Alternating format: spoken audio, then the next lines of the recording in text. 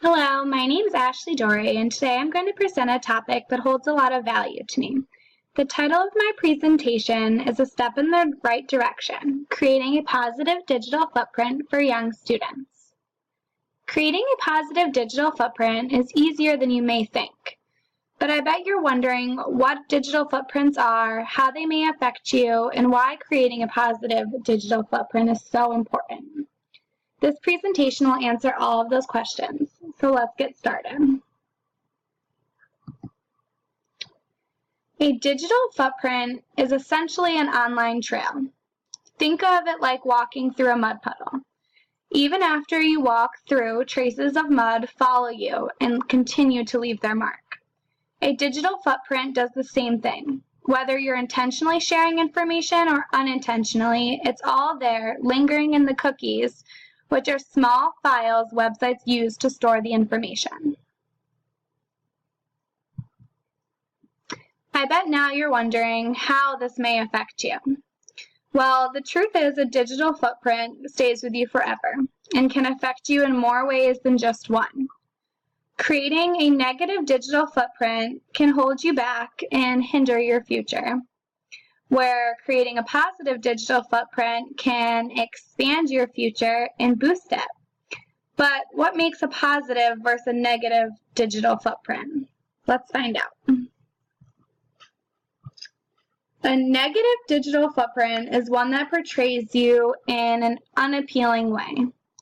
Some examples of a negative digital footprint could be derogatory Facebook posts, inappropriate Instagram photos, cyberbullying a peer using indirect tweets via Twitter, or anything that you or someone else puts online that may make you appear irresponsible or disrespectful or inappropriate. Employers and colleges look at digital footprints. They look at them to decide what candidates may best suit what they're looking for. Let's say that you're applying to colleges and your resumes and grades have stood out. So they Google you as a last check and find a picture that your friend had posted of you at a party last weekend. And just like that, you're out of the running for that scholarship, the college slot, or the job that you were applying for. But your digital footprint doesn't have to be a negative one and shouldn't be something that you have to be worried about. You can use the internet to your advantage and create a digital footprint that you're proud of. A positive digital footprint is one that portrays you in an appealing way. You now know that employers and colleges are looking at your digital footprints, so you should use this to highlight yourself.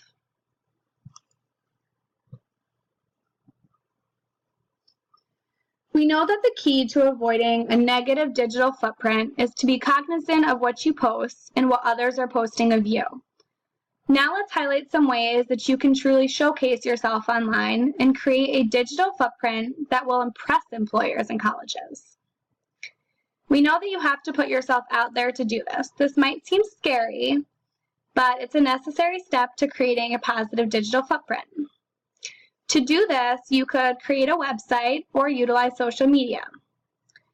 Whatever platform you choose, you should be sure to post only what you would want colleges or future employers to see.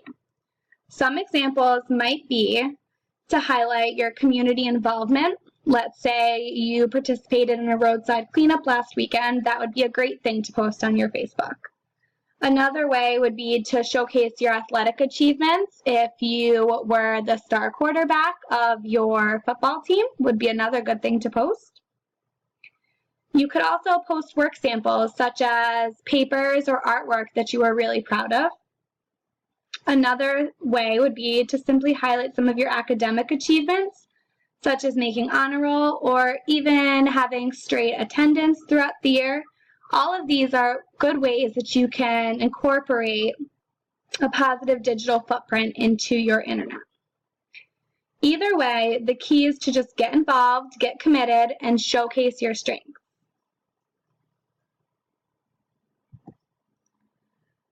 Like I said in the beginning about walking through the mud, your digital footprint will follow you wherever you go. Digital footprints are so important because they have the ability to affect you negatively or positively. During this presentation, you learned how to avoid a negative digital footprint and how to create a positive digital footprint. Now it's your turn to start paving a positive path. Thank you for watching.